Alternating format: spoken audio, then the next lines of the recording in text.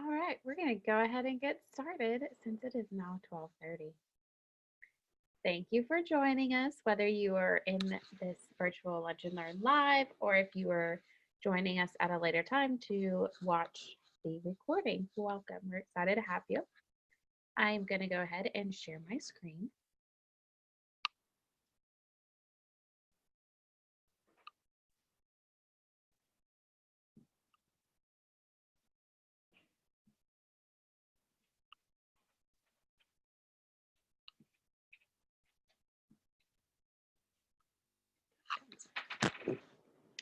All right. So again, welcome. I am Melissa Heckman, and we also have in the meeting Misty Joaquin, who is also a digital learning facilitator along with myself. And then the other person in here is Jeff Wiseman, who is our director. You can't see him, but that's okay. So welcome. We're very glad you decided to either join us live or watch the recording later on. So a little bit about why behind hosting a virtual Lunch and Learn. The first part is virtual Lunch and Learns allow you to either join us on your lunch break, or maybe this is your planning time, and this gives you the opportunity to jump in, kind of catch a few snippets of things, and when your time is up, you need to get back to your students, you're welcome to exit the virtual Lunch and Learn. Another great thing is we are recording each of our Lunch and Learns. So if you register within Talented, you will automatically get a copy of this recording once we are done. The last reason is we are also housing these Lunch and Learns. I'm going to show you in our Digital Learning Services course. So once you get this agenda, you can enroll in the course. I am already enrolled in the course.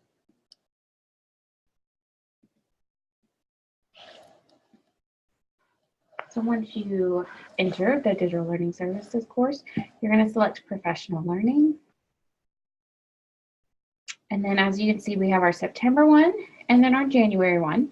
So after today's meeting, we will add our agenda and our Zoom recording for today's virtual luncheon. So that way you can always get back to it anytime you would like. We did want to share an awesome resource that we recently discovered, and it's the technology scope and sequence.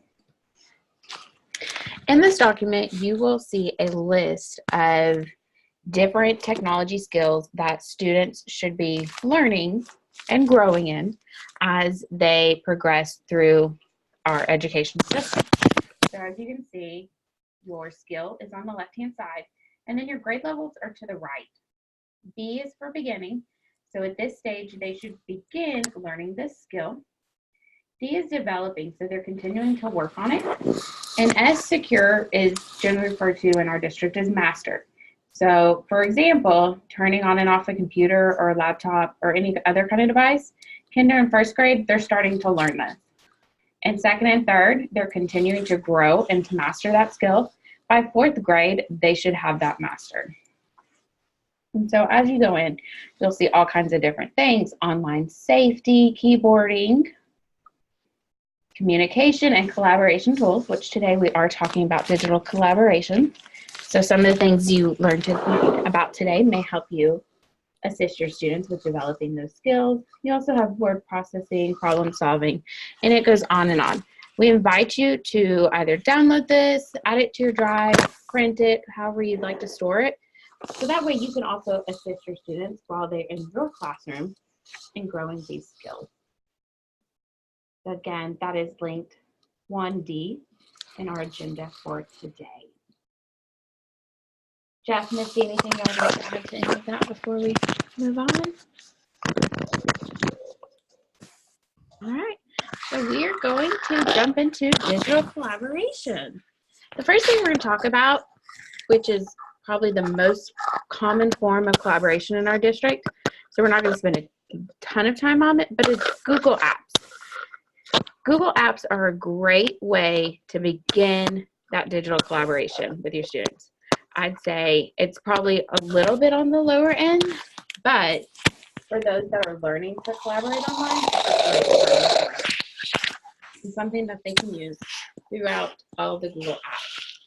So this would be commenting within Docs or slides, sharing with their peers, providing feedback, asking clarifying questions. There's many ways that students can collaborate. We do have a great resource of 30 collaborative activities coming from Ditch That Textbook. If you've ever heard of the guy that blogs. And within there, he does application. So you'll see docs, sharing, which we kind of mentioned earlier. It could be rough drafts that they're working on. He has a couple of activities you can do, and he goes into slides as well.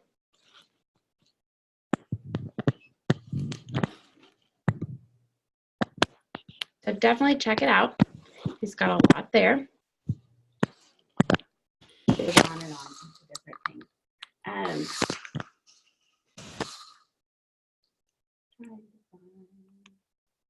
There, continues, sorry.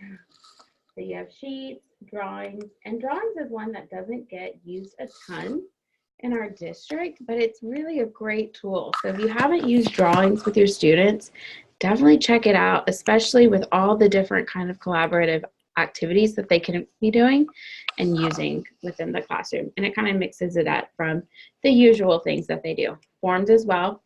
Hangouts, however, is not turned on for students, but you can launch it yourself within your class. So for mystery hangouts, this is something that you can do, but the teacher would have to launch it. Students cannot launch this within their account. It is turned off. So some of the things you may have to modify. Google Sites, if I'm not mistaken, this is open 6th grade and up. Mr. Jeff, correct me. For sure for 6th grade and 7th grade. I can't speak about higher than that. Okay, so if this is something that you would like to use with your students, have a student test it out for you first, and if it's not accessible to them, reach out to us, put in a ticket through Zendesk, and we'll be happy to work with you on that. But I do know that a couple of the middle school grade levels definitely have it open because they are doing portfolios in Google Sites in art. Again, if you're a Google Classroom user, it goes into that as well. So definitely check out this resource. It's a great one and lists so many different collaborative activities that your students can begin using. Okay, I'm going to turn it over to Misty for online discussions. All right, everybody, I'm going to share my screen. Oh, just kidding. Oh, I'm sorry. No. Now I'm going to share my screen. All right, so the items that I had, there are online discussions, and groups and Canvas is a little bit different than online discussions, but I'm going to go ahead and start with that, and then we'll look at the other ones. So I'm in a Canvas course, and this course has, we'll pretend like that's a lot of students, but here are my students, and let's say that I want to do a group project with my students. So one of the nice things in Canvas is that there is a grouping feature. So I'm going to come up here to where it says groups. And by the way, I was at people. That's where I started out, if this is learning new for you here. And then right here, I'm going to say group set. So I'm going to call this practice group. And I'm going to split students. I'm going to create my groups manually just because I want to make sure that I know that Jeff and Melissa maybe can't be in the same group.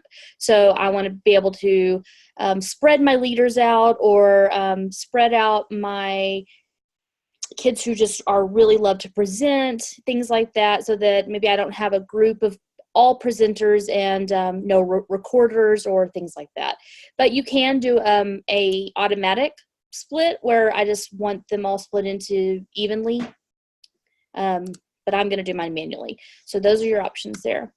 we don't have self-sign up. So that's not something we have. You'd either do an automatic split or create your groups manually. So I'm going to save that. And then over here, I don't have any students because everybody in my class are teachers. Forgot about that.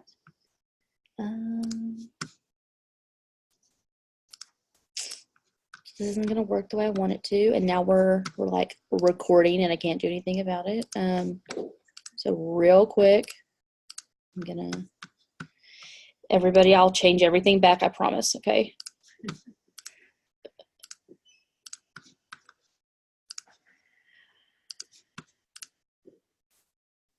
Okay, so now look at my lovely students who are here and ready to be put into groups.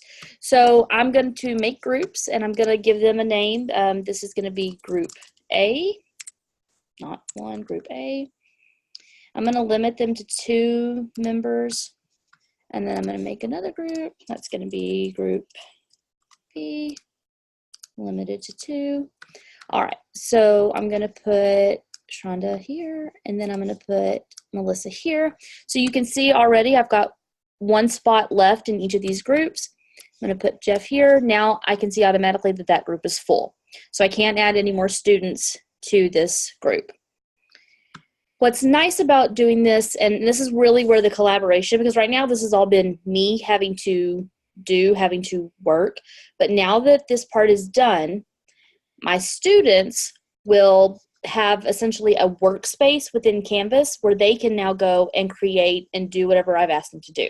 So right here, I'm going to say visit group homepage. And that's going to take me to essentially a mini Canvas course within my course where my students can now create pages, have discussions, import files. I can monitor all of this. The students in the group are the only ones who can see what is are on these pages. So if Jeff and Shonda came in and let's say Shonda had found a video, she could add it here under files. Jeff could start a discussion where they would have a chance to talk back and forth. So this is a way for them to collaborate even if they're not in the same physical environment while they're working on a project. And that's one of the really powerful things about this. And I know that when Melissa was talking about the Google collaboration features, in that list of 30 activities, Classroom was listed. So Classroom may have a similar feature to this. I can't speak to that specifically, but I would say look at what it had in Classroom, and then if that doesn't meet your needs, just keeping in mind that Canvas may have a grouping option that might work for you if you're looking for a secure environment for your students to collaborate in before they share out a final presentation. So for more information about groups, if you come back to the agenda, I have linked a video there, and I will also add in a link to the Canvas community guide about groups. So that is groups within Canvas. And then I promise I'm going to go back and make you guys teachers back in this course. I promise I will. The other thing is in Canvas, you can create discussions. So one of the nice things about an online discussion is that it gives your students a chance to communicate and participate in discourse and meaningful discussion back and forth with each other. A lot of times in the classroom, we have discussions, but obviously what happens when class ends? The discussion ends. It's contained to the timing and the location of where we are and the structure of our class. An online discussion can continue to live outside of those constraints. So by fostering an environment where your students are comfortable discussing online, you are letting them really extend that meaningful engagement and that meaningful discussion outside of the 45 minutes that you have them, the hour and a half that you have them, the week that you have them. So this lets them communicate when something occurs to them late at night, when they're absent. So an online discussion is a really powerful way to get your students collaborating outside of just the confines of the classroom. I want to say that in general, when you're starting an online discussion, I recommend, no matter what grade level you're starting with, that you set your basic etiquette rules. And we have some resources that we can share, and I'll link those in as well. And again, I think this is true whether you're doing the next two tools of Flipgrid or Padlet. Really anything, though, where your students are going to be doing an online discussion, because so often, and we know this, so often there's an added layer of anonymity that comes even when you're signed into an account. Something about typing your thoughts out, especially with our students, they're not always as polite as they might be in a spoken conversation. They're also not always as clear as they might be in a spoken conversation. So I think that it's very important that as part of your classroom structure, you set your requirements and your expectations of them. And one of the easiest ways to do that is by modeling what you expect to see from your students in both a response and in a reply. Because one of the biggest, I think, disservices that we do to our students is that we often give them a chance to reply, but we don't give them a chance to respond to their peers. And an online discussion, again, is a easy way, honestly, for you to kind of put some of that back into their hands and let them respond to each other. But it is important to build some structures. So with that said, within Canvas, the way you do this is you come in, and those of you who are Canvas users, this format will look familiar. You hit your plus button, you put your title in, you put your content in, and then when you're ready, you can set your requirements here. So when I was saying about letting your students respond to one another, that's where you would want to allow threaded replies, because that will let them actually get a thread of discussion going. You can't see my hand, it was going down like that, kind of like an outline where each reply can be threaded underneath. If you've ever used Reddit or something like that, you're familiar with this. Users must post before seeing replies. If this is for a set correct answer, that is a very good thing to do.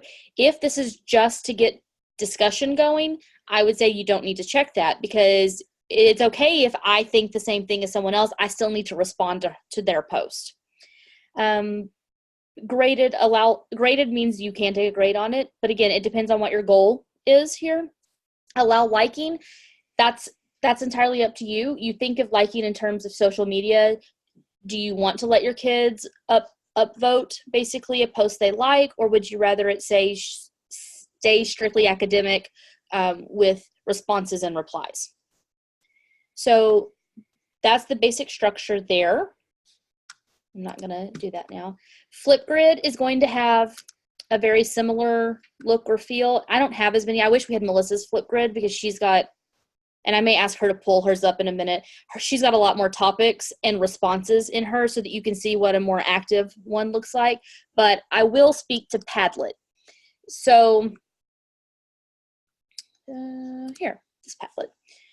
This was one that from when we were at the high school, showing the VR kit and Google Expedition. So you can see a multitude of responses here, and a variety of responses. We have image responses, we have video responses, we do have likes, and I don't know that we have any replies to each other, but you can. So right here where it says add comment, both you or your students could then respond to another's post.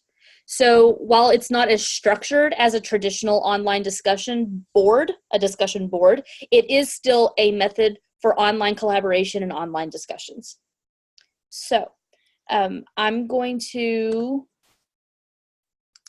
turn it over to Melissa quickly so she can show you an active Flipgrid course with responses and posts to it.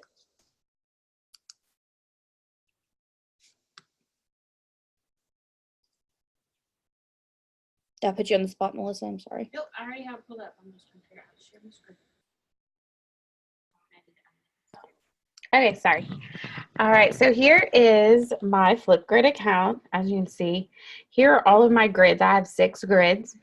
And then when I click into one, I have a lot of videos. Oh, look at this. Within here, I have my topics. So I have a new teacher orientation, exit ticket, and then a fall kickoff, exit ticket. And then the first thing you don't have to do a video. I like to do a video so that way they could hear my voice and see me as well as reading the prompt that they're given. Again, that's up to you. And then your learners, your students can come in, and as you can see, this is where they all have replied to my topic. So we had asked them to record 2 takeaways that they had after their digital learning session at Summer Learning Summit, and then 1 question they still had related to digital learning. So I'm just going to kind of show you. Here's Coach Yakes. So again, I'm going to pause this video. You can see here's his video. Your students, this is up to you if you have it turned on or not. Like Misty mentioned, you can kind of decide that on your own. Commenting, so I can comment. If I am another peer, you're seeing my view as a teacher, so I can rate their ideas and performance as well. Other peers can like it if you have that turned on. You can also email to send feedback as the teacher, or the person that creates the board, I should say, because you may be doing this with your adult learners as well. And then let's see if I can.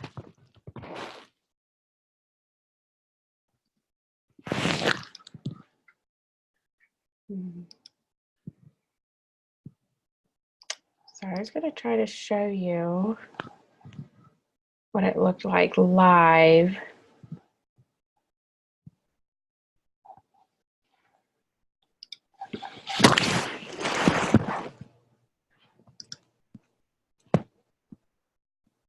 There we go.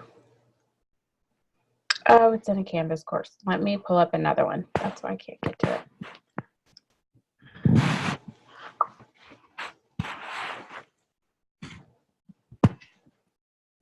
Those are in a Canvas course. I think that one is too.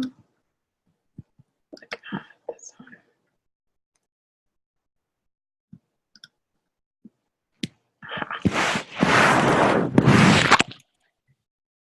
Just while Melissa is doing that, I'm just going to say that in the agenda, I have linked in it's called Do's and Don'ts of Online Student Communication, and it's a PDF that has some overviews about different etiquette and communication requirements that you can share with your students before doing some online discussion board, Flipgrids, Padlets, etc. Sorry, it's asking me for a password. They have changed. They have locked this down, which is very nice, especially when you have students working in it. But sometimes it makes it hard to go back and view it.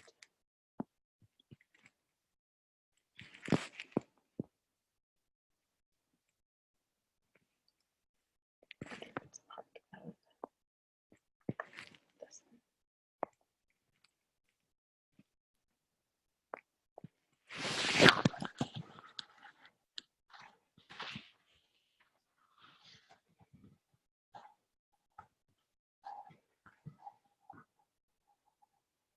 I'm sorry, it's still asking me for a password, and I cannot find that.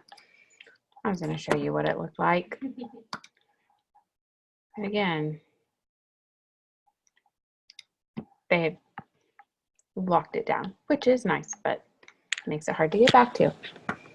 But you did see what it looked like from my view and where all of my learners participated in the discussion that we gave them.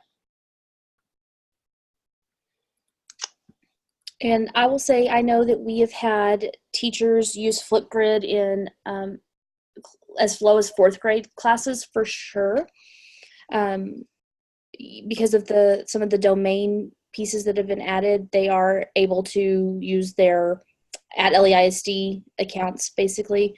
Melissa, I don't know if you know of anybody that lower than 4th grade that has used it, but I know we've had 4th grade teachers who have used this for reflections in their classroom. That is true. And I was actually going to pull up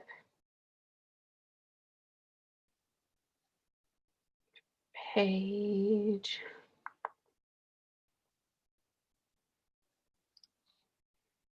Trying to think. There's a discussion Oh, board. there is a discussion, so you can see where students have responded to it. We also have Flipgrid in here. I just don't remember what page it's on.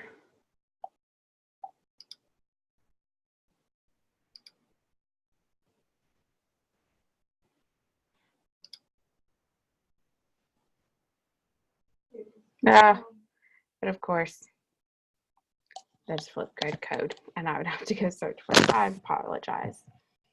But you can embed it in Canvas if you are a Canvas user, and it looks very nicely. It gives a big green plus button so they can easily add. They don't even have to leave Canvas to do it. It works very nicely. All right, I guess I'm going to move us into blogging. Blogging kind of goes along with what Misty said as far as online discussion goes. If you're going to use blogging as a collaborative tool, yes, they will post to the blog, but you also have to give that time for them to respond to their peers, whether they are providing feedback, they're asking clarifying questions. They need to have that time. Otherwise, it's not going to be a collaborative tool. It's just going to be used in one way. And so we definitely want to make sure we build in that time for them. Also, like Misty said, showing them and working with them on how to respond to their peers and going over that language to make sure it doesn't come across the wrong way and setting those standards before they start responding. So 2 sources that we highly recommend are Weebly and EduBlogs. I used Weebly when I was in the classroom, and so I've gone ahead and pulled up my account. And what's great about Weebly is, depending on your grade level, you can either do it as a class, and you, the teacher, are the owner and creator of the blog, and students can respond within the blog, or you can also create student accounts, and students can do their own posts and then respond to their peers' blogs and vice versa, so they can go back and forth. I only had it to where we posted as a class, but then either with their parents or sometimes there's just their parents, they could leave comments and stuff on our blog. And the students loved it and the parents loved it too.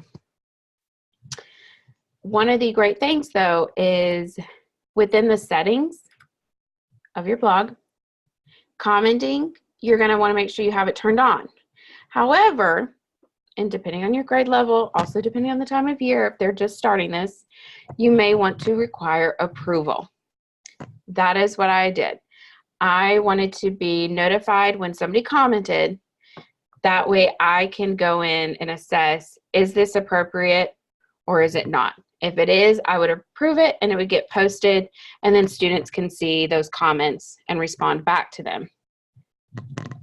I think there were only 1 or 2 times that I had to deny a comment because we had standards, like you had to use correct grammar, you had to use correct punctuation, it had to make sense, it had to be appropriate. And so once they learned that, I didn't have trouble with denying comments. Like I was constantly approving them and keeping up with all that. And so the students loved that. They loved when they were asked questions, they loved being able to respond to those questions. So it was very useful and a great way for them not only to collaborate with each other, but also to collaborate and respond to their parents too. It got their parents more involved as well. So again, this was just a class one. They did not, because I taught first grade, they did not have individual ones. But you can create student accounts to where they could each have their own blog. And what's great about it as well is it can be private or public. I would recommend doing private. Well, now that I say that, they may not be able to access each other's if it's private. But with public, you can set a password. It can be password protected, so not just anyone can access it. And that'll help with that security in case that's something you're worried about, which is absolutely something you should be worried about. And so when you make it public, just make sure that it's also password protected. And another great thing, no email address is required, which is one of the great things about Weebly. The other one is EduBlogs, which I don't have a ton of interaction with, but it works very similar to Weebly, to where you can do just a classroom blog, or you can create individual student blogs to where they each can have their own. And it's another one that you can do public or private and set passwords as well. Now, I do believe there is a limit to the number of students. I cannot remember off the top of my head, and that goes for Weebly too. I want to say it's about 30 for Weebly. 30 or 40. And Misty agrees, either 30 or 40. It's around there. So again, they could work in pairs in the blog. They could, so there is a way to kind of get around that without having to pay for it, unless you want to pay for it. But again, those are both great resources, and those are open on the network already to where students can access them. However, if you do run into a problem, definitely put in a Zendesk ticket, and network will address that. They'll reach out to us as well in case they have any questions about it. But as far as I know, they should already be open for your students. Just like anything though, before you're ready to launch this lesson a few days before, go ahead, ask a student to open up the website, check it out, and make sure that it is working. If not, go ahead and put that ticket in, and then we'll get it up and going for you right away. But sometimes if you wait till you're launching that lesson to learn that, oh, this doesn't work, it may take our network a little time to get it up and going. So definitely do that a few days, a week before, just to be on the safe side. So that is blogging and collaborating via blogs. And now I'm going to stop sharing my screen so we can talk about our last one with Misty. Okay, here we go. This last one is Voicethread. And if you have not used Voicethread before, I want to say that one of the things, the pluses about it, is that we have, as part of our Region 11 contract, our educational contract, we have accounts for Voicethread for ourselves and our students. So, sorry, I can't see my little, there we go. I have to move the Zoom stuff. Oops. Oh, I need to go to our, just kidding. Instead of that link, I'm going to go to my waffle. I'm going to more, and I'm going to go to Voicethread right there. And then I'm going to pick my account. So you and your students can do that same thing. So that was my waffle, more, Voicethread. Here we go. Okay.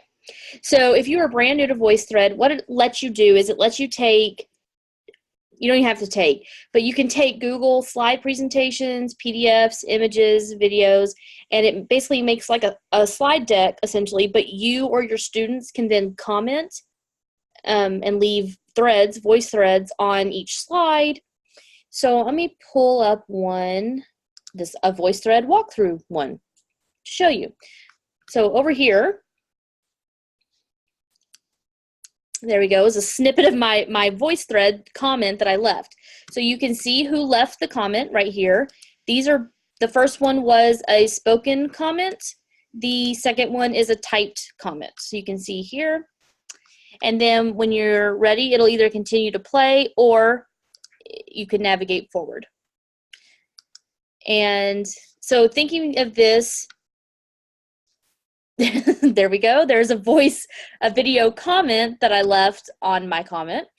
Your students would be able to do this. So your students would be able to, let's say this is information that you're sharing here. Your students could then comment on the side, either rating themselves on their level of understanding, or sharing their thoughts, a reflection, or you could give them blank slides essentially and have them add their own content. And once that document is created, that Google slide is created, import it, and then let them see what the other people in their class shared. I know we have shared this before with some of our elementary music teachers on ways that their students could practice, I think it was the recorders, practice their recorders in class. And each student could then hear a little snippet if they wanted to give feedback or for the teacher themselves to use. I like it more in the idea of a collaborative tool, though, versus just the teacher using it, because very powerful when you do get multiple threads going. I think I've got one, not one that I created, but I think maybe it's this one. This was a training I went to on Flipgrid. Yes, okay. So over here on the side, you guys can see all of these different usernames or images. These are all the different people who have left feedback on this particular slide. We were introducing ourselves. So obviously there's not a limit. That's a lot of people commenting on this one particular slide. And then same idea here, starting adding questions or implementation ideas. So if your students have a question on content, this is also a place where they can ask that question, and either you could respond to them or another student could respond to them. And again, Voicethread is something that we do have included. We don't necessarily talk about it as much, but there are a lot of uses for it, and it does play nice with Canvas as well.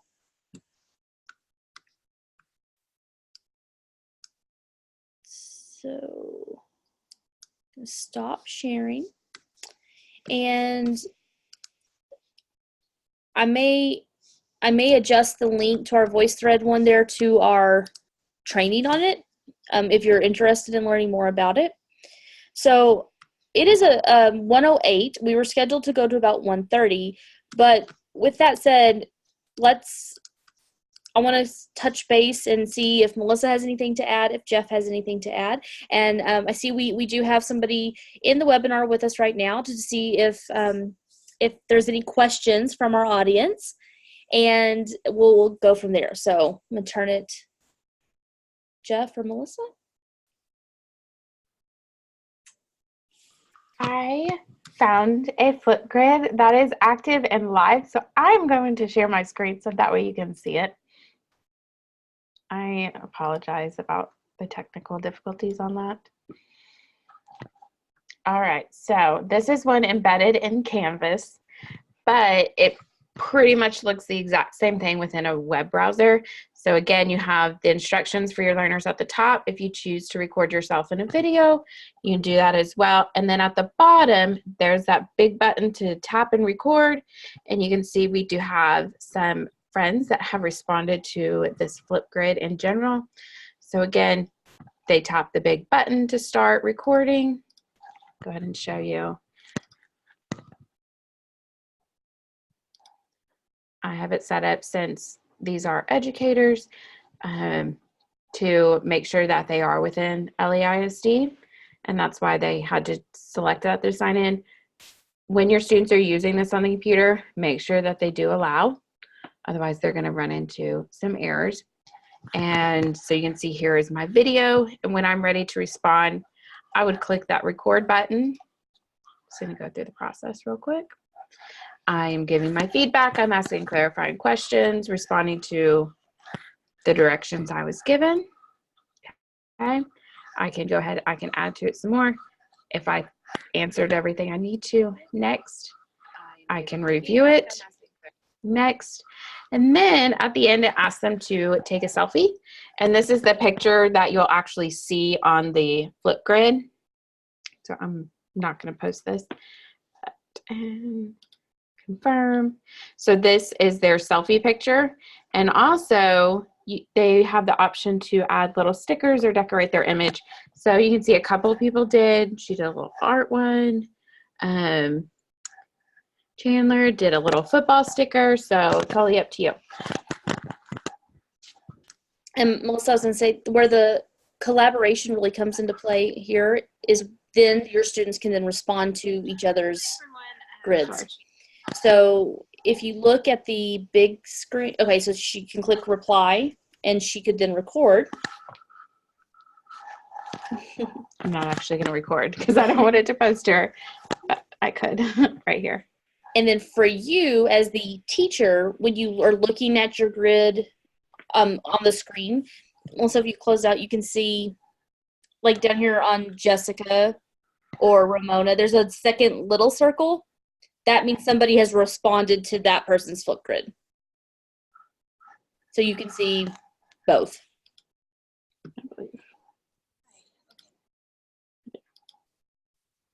Hi, Jessica. It's Miss. You can play it. And this is iPad friendly too through the app.